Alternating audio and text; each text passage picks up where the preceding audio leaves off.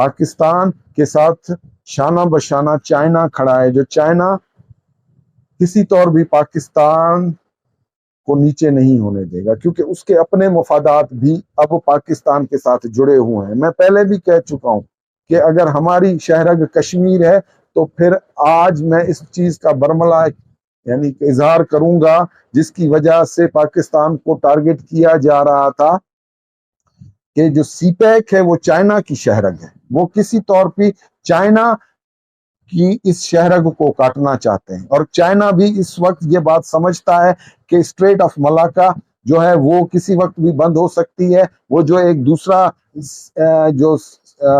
ایک رستہ بنا رہا ہے میامر سے سی پیک کی طرح سے، وہ بھی اس وقت اتنا میچور نہیں ہے۔ جو تمام جو تجارت ہے دنیا کے ساتھ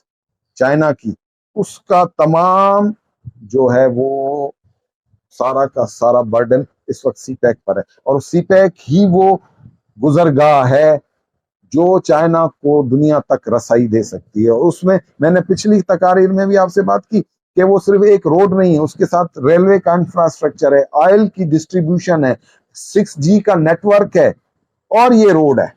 یعنی یہ 5 ایسی چیزیں ہیں جو سی پیک کے نام سے چل رہی ہیں، اور ان ساری چیزوں کو سیبوتاج کرنے کے لیے بھارت بھی کمر بستہ ہے، اسرائیل بھی کمر بستہ ہے، اور امریکہ بھی یہ نہیں چاہتا کہ چائنا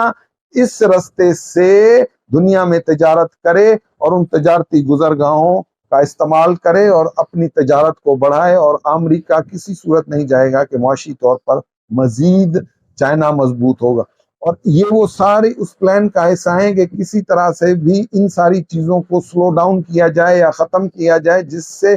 چائنا کی اکانومی فلرش ہوتی ہے۔ لیکن یہ ساری چیزیں ہمارے سامنے ہیں، لیکن یہ ساری چیزیں اب ہو کر رہیں گی۔ عسکری طور پر جو پاکستان نے چائنیز ہتھیاروں کا استعمال کر کے دکھایا، اور اس ٹیکنالوجی کو جس کو یہ چائنا کی ٹیکنالوجی کہہ کر 2 نمبر 3 نمبر 10 نمبر سمجھ رہے تھے، اس ٹیکنالوجی کے ذریعے سے بھارت کو دھول چٹا دی۔ اب سننے میں آ رہا ہے کہ ایران